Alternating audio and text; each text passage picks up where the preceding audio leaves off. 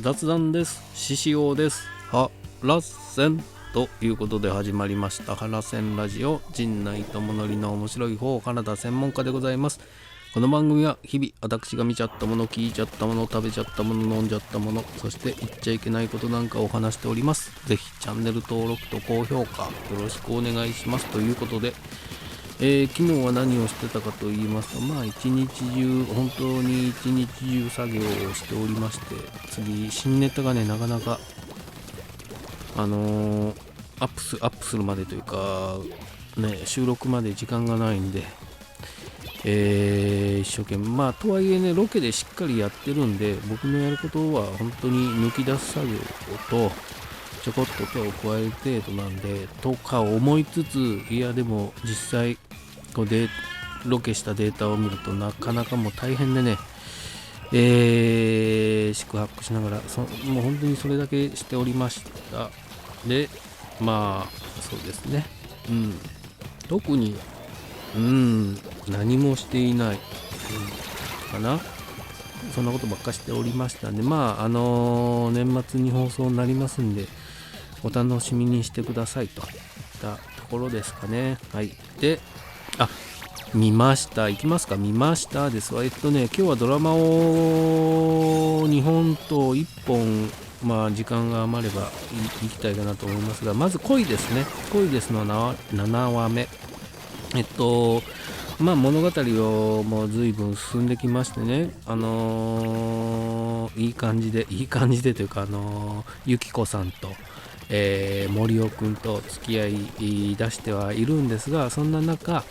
お姉ちゃんの誕生日、お姉ちゃんが何でした、泉さんの誕生日会をしようってで、お父さんが出張でいない日だったんですけども、お父さんが帰ってきちゃって、でお父さんがいない中、娘2人とで、やろうとしてたところ、森尾くんや獅子王くんを呼んでるっていうのが鉢合わせちゃうっていうドタバタがありの、そこはなんとなくこう流れで見つかっちゃってしょうがねえなみたいな感じで、まだ君にお父さんと呼ばれる筋合いはないみたいな雰囲気もありながらも、なんとなくうまく誕生日を祝うことができて、でそんな中で一つなんていうんですかね、ゆきこさんはこの将来の進路をねどうするかみたいなことでもちょっと悩んでたというか、夢が何がしたいのかみたいなところで不安を抱えてるって言ったらそこまでではないのかもしれない。ちょっと気にしててというか、ナーバスにはなってるんですけども、そんな中、その誕生日会でクイズ大会をするっつって、最初はお父さんがゆきこクイズを出すっつって、ゆきこさんの子供の頃のね、いろんな何が好きだどうやこうやっていう中でコロッとね、初恋の人は誰でしょうみたいなクイズが出た時に、森尾くんがちょっとねナーバスになるというか、聞きたくなかった話みたいな、雰囲気になりで、じゃあ今度は森尾くんのクイズを出すっつって獅子王くんがいろいろ問題を出すんですけども、森尾くんの顔にはほくろがあります、どこにあるでしょうって言った時に、ゆきこさんはね、目が見えないというか、しっかり見えないんで、そこでねこうってなっちゃうシーンがあったりと。で結局それが、夢につながるというか、2人になった時にこうちゃんとね顔が見たいって言うんですけども、それを寝たふりをしてたお父さんが聞いてて、で写真をね大きく引き伸ばしたやつでゆきこさんに見せてあげるっていうね、いい感じのところがあったりとかで、しおくんはしおくんで、お姉さんの泉さんがねすごくぞっこんなんですけども、こう泉さんの気持ちに応えられないで、実はこう塩君は男性が好きだということをね告白すると。ですごく最初はショックというかね、ショックを受けたっていうよりも戸惑いですよね。別にこのご時世そういう人って言い方もあれですけど、いろいろいますから、別に珍しいことでもないしびっくりはするんですけども、ただ自分がこう今後どう接していけばいいのかみたいなところで戸惑うんですが、次ジムに行く時にはね、もう推しで、塩さん君は自分の推しだと思って接することにするわと言って、吹っ切れるというかね。うわ、猫が今日はすごく暴れている。何かあるのかな、という回でございましてね。で、このドラマね、TVer では解説付きでね、目の不自由な方でもどういったことが今行われてますっていう解説付きのも上がってて、それもなかなかよくできてるんですけども、もう一つね、BGM がすごくいいんですよね。いわゆる劇版というかドラマ用に作ってある BGM がなかなかなんていうんですかね、その雰囲気に合った、まるでトムとジェリーを見てるような感じ。トムとジェリーって言葉がないじゃないですか。でもジャズのねバンド、すごいバンドがついて劇版を作ってるわけなんですけども、そんな感じで結構ねよく耳を澄ましてみれば、これずっとその BGM いろんなパターンでねつけられていて、すごくいい感じになってるんだなっていうのを7話目にして気づくというね、なかなかいいドラマであります。あとやっぱりね、杉咲花さん、ゆきこさん役の杉咲花さんが本当に可愛らしくて、またねいい表情をしたりね、泉さんも泉さんでねいい感じだしねと思いながら、あとはあれですよね、メルがね、役者として素晴らしい働きをしてるんで、そこも見どころな恋ですの7話、来週10回以降はね、これその初恋のねクイズが出されてて、その初恋の人と、森尾くんが鉢合わせてしまって、森尾くんが今後どうね知らなきゃよかったことをね聞いてしまったみたいな感じでどうなっていくのかっていうのが来週以降楽しみなドラマ恋ですね。7話目 TVer で見逃し配信あります。ぜひご覧になってくださいというのと、もう一本いきましょうね。婚姻届に判を押しただけですがの6話目ですね。これもね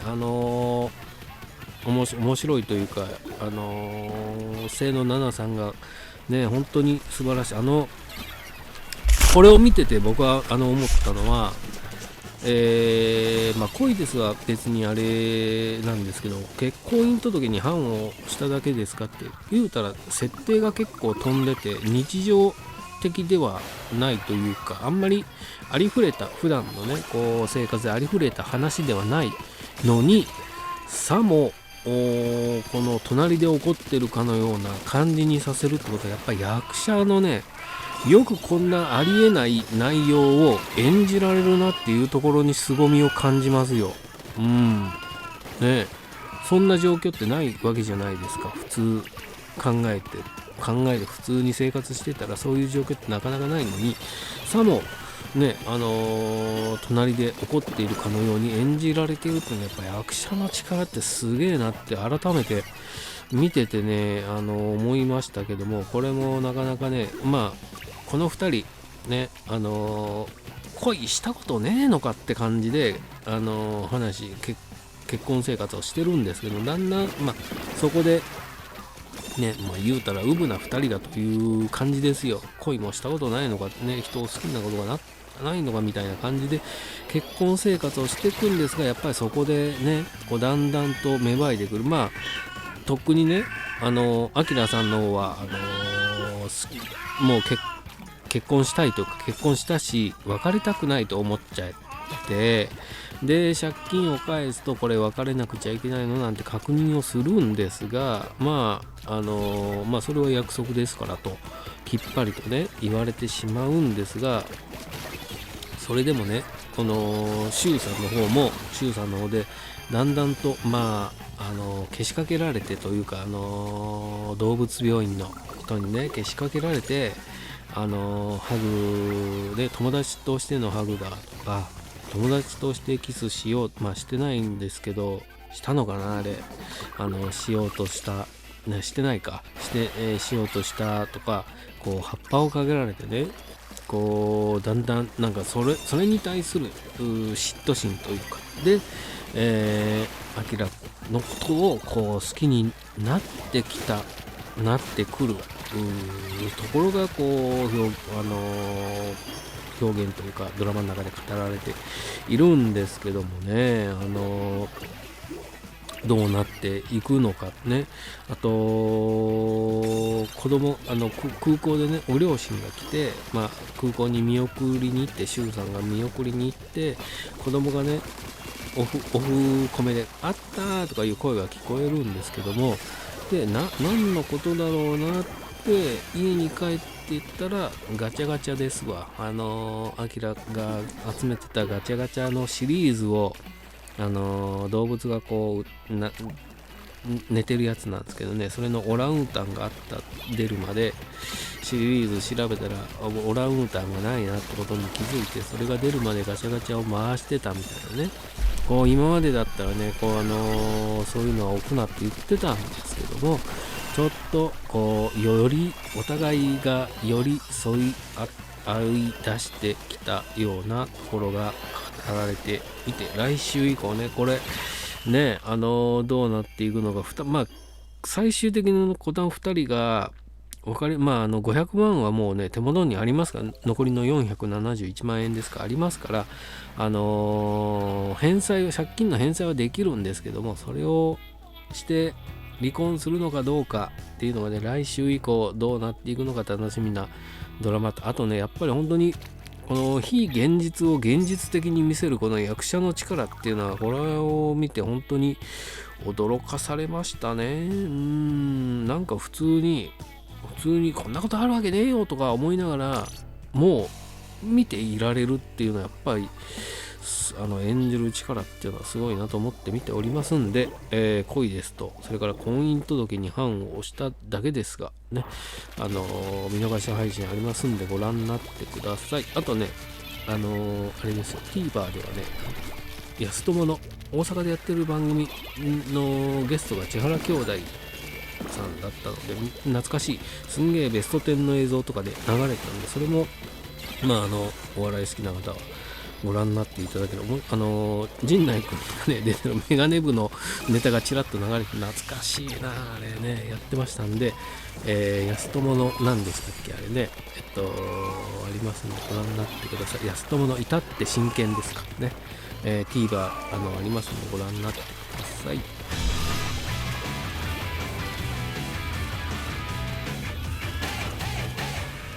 コント猫が騒がしい、今日はずっとももちゃんが朝からギャーギャーギャーギャーねボタン直ってね言っておりますが、そんなこんなでいろんなドラマねちょっと仕事だっつってなかなか更新ができなくて見てるドラマがたくさんあるんで語られてないね、例えば最終回になっちゃったあいつが上手で下手が僕でとかね、いろいろ言いたいことはあったんですけどおいおいねまとめて言えればなとは思っておりますんで、ぜひチャンネル登録と高評価よろしくお願いします。ありがとうございました。